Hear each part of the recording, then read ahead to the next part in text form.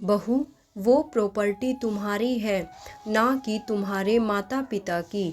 चुपचाप कल अपने मायके जाओ और उनसे कहो कि उस जमीन के पेपर तुम्हें दे दें। बस बहुत हुआ, इसके आगे हमें कुछ नहीं सुनना है। भारती जी अपनी बहू निर्मला को आदेश देते हुए बोली। मम्मी जी, कैसी बात कर रही हैं आप? मम्मी पापा ने वो प्रॉपर्टी मेरी शादी से पहले, या यूं कहे कि मेरे बचपन में खरीदी थी। कई माता पिता अपने बच्चों के नाम से भी प्रॉपर्टी खरीदते हैं। वो एक तरह से उनकी सेविंग होती है। इसका मतलब ये तो नहीं कि प्रॉपर्टी पर हमारा हक हो जाएगा, निर्मला ने कहा। हमने तो कभी नहीं सुना ऐसा कोई कानून। अरे, प्रॉपर्टी जिसके नाम से खरीदी गई है वो तो उसी की होती है। उसके हिसाब से तो वो ज़मीन तुम्हारी ही है। भारती जी ने जवाब दिया। मम्मी जी, ये मांग करना अच्छी बात नहीं है। आप बहुत गलत कर रही हो, निर्मला ने कहा। निर्मला, तुम मम्मी से कैसे बात किए जा रही हो? तुम्हें एक बार में समझ नहीं आता है क्या? जब वो प्रॉपर्टी तुम्हारे नाम पर है तो उस पर तुम्हारा ही हक होगा ना। ऐसे कैसे तुम्हारे माता पिता उसे बेचने को तैयार हो रहे हैं? अब की बार निर्मला का पति निहाल बोला।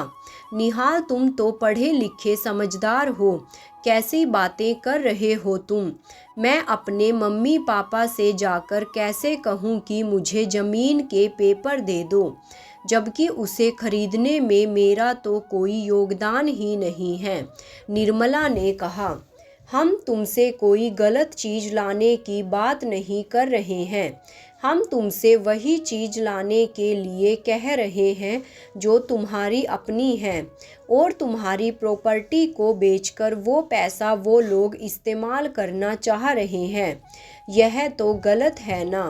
कैसे माता पिता हैं तुम्हारे, बेटी का पैसा खाना चाहते हैं?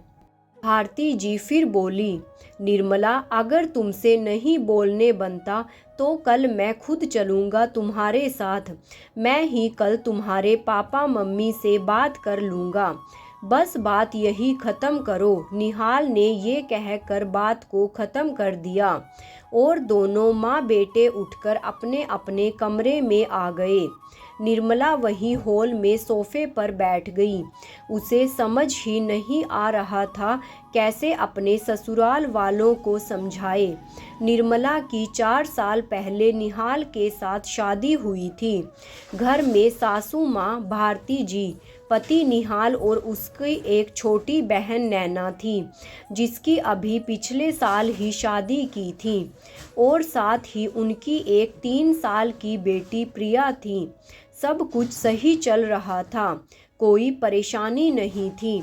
लेकिन पिछले महीने उसके मायके में पापा और भाई को पार्टनर के धोखे के कारण बिजनेस में काफ़ी बड़ा लॉस उठाना पड़ा था। इसके कारण पैसों की बड़ी समस्या आ गई। उन्हें कुछ समझ नहीं आ रहा था। आखिर उन्हें भी पैसों की भरपाई करनी थी। कर्जदार तो सिर पर आकर खड़े हो रहे थे। वो कहाँ रुक रहे थे, उल्टा पैसा ना चुकाने पर पुलिस में जाने की धमकी दे रहे थे। तभी उन्हें याद आया कि जब निर्मला 5 साल की थी तब उन्होंने निर्मला के नाम से एक प्लॉट खरीदा था, ये सोचकर कि एक छोटी सी सेविंग हो जाएगी और वो भविष्य में काम में आएगा। उन्होंने कभी भी उस प्लॉट के बारे में निर्मला या उसके भाई के सामने जिक्र भी नहीं किया था। इस बारे में सिर्फ उन्हें और उनकी पत्नी को ही पता था। जब उसके पापा ने प्लॉट की कीमत के बारे में पता किया तो पता चला कि इतने सालों बाद उसकी अच्छी खासी कीमत हो चुकी थी, जिससे उनका सारा कर्जा चूक जाता।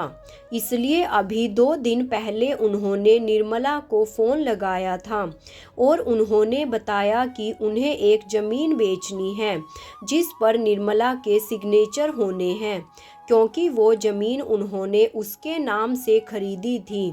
जैसे ही निहाल और भारती जी को ये बात पता चली कि निर्मला के नाम पर एक प्लॉट है, बस तब से निहाल और भारती जी एक ही बात की जिद लेकर बैठे हुए थे कि वो प्लॉट तो निर्मला के नाम पर है, उसका मालिकाना हक निर्मला के नाम पर है, तो ऐसे कैसे उसके पापा उस प्लॉट को बेचने की कोशिश कर सकते हैं। बस तब से घर में टेंशन का माहौल है। इधर निर्मला को ये बात अच्छे से पता थी कि पापा को अभी पैसों की सख्त ज़रूरत है, नहीं तो घर बिकने की कगार पर आ जाएगा या फिर पापा और भाई को जेल हो जाएगी। वो साइन करने जाना चाहती थी, लेकिन ये लोग जाने ही नहीं दे रहे थे। इन 2 दिनों में घर में कई बार बहस हो चुकी थी, पर नतीजा कुछ भी नहीं निकला था। जब तीसरे दिन भी निर्मला नहीं पहुंची तो उसके पापा खुद ही उसके साइन लेने उसके घर आ गए। उसे घर पर देखकर भारती जी की भौहें तन गई।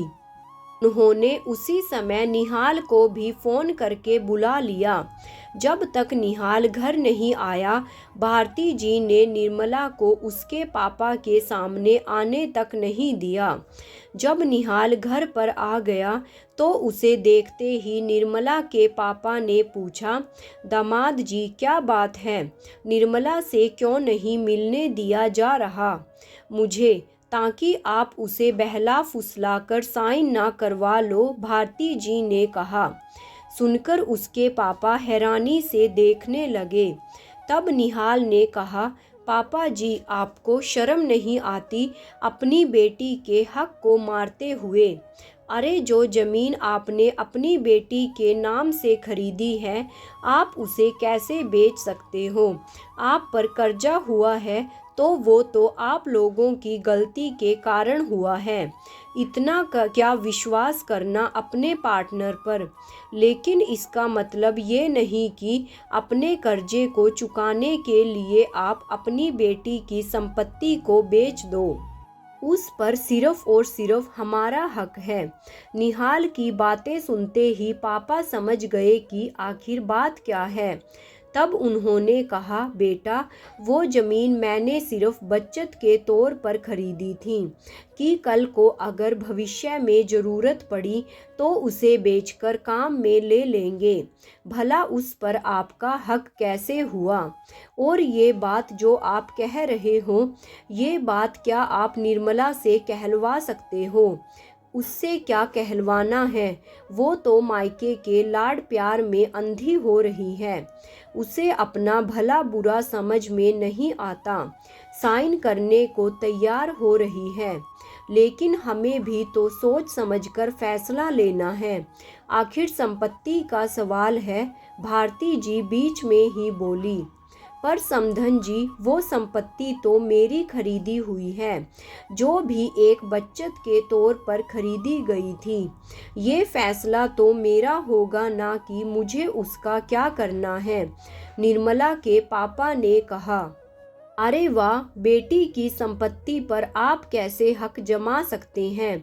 वो संपत्ति तो आपकी बेटी की ही रहेगी, क्योंकि मालिकाना हक उसके पास है। कानून तो हम भी जानते हैं, भारती जी ने कहा। आप कानून जानती हैं, बहुत अच्छी बात है, लेकिन कानून की बारीकियों को भी जानना जरूरी है। अगर माता पिता अपनी अविवाहित बेटी के नाम से प्लॉट खरीद रहे हैं और उसके बाद उसकी शादी हो जाती है, तो अगर पिता जीवित हैं तो वो उस प्लॉट को किसी को भी हस्तांतरित कर सकता है। ये पिता का हक है कि वो उस प्रॉपर्टी का क्या करता है। इस मामले में कोई कुछ नहीं कह सकता, निर्मला के पापा ने कहा। सुनकर भारती जी और निहाल एक दूसरे की शक्ल देखने लगे, पर वो दोनों ही निर्मला से साइन करवाने को तैयार नहीं थे। हम अपने वकील से बात करेंगे, फिर देखेंगे, अचानक निहाल ने कहा। मुझे किसी वकील के पास नहीं जाना। मेरे पापा परेशान हैं, तुम्हें दिख नहीं रहा है। और रही बात उस प्रॉपर्टी की, ये तो चलो पापा ने कह दिया कि तुम्हें सिग्नेचर करने आना है। तुम्हारे नाम पर एक ज़मीन थी, अगर वो बिना बोले भी डिसीजन ले लेते तो तुम कुछ नहीं कर सकते थे। मैं साइन कर रही हूँ बस, निर्मला ने कहा। बहू, तू हमारी मर्जी के खिलाफ जा रही है। भारती जी ने निर्मला को डराने की कोशिश की, पर निर्मला ने फिर भी साइन कर ही दिए। कुछ दिन तक वो लोग निर्मला से मुंह फुलाकर रहे, ना तो उससे ढंग से बात करते थे ना ही कुछ और। जब निहाल ने अपने वकील से इस बारे में कंसल्ट लिया तो उसे पता चला कि निर्मला के पापा सही कह रहे थे, इसलिए अब वो ज़्यादा कुछ बोल नहीं रहे थे, पर फिर भी मुंह फुलाए ही रहे, क्योंकि निर्मला ने उनकी बात जो नहीं सुनी थी और ना ही अब निर्मला के मायके वालों से पहले जैसा रिश्ता रहा।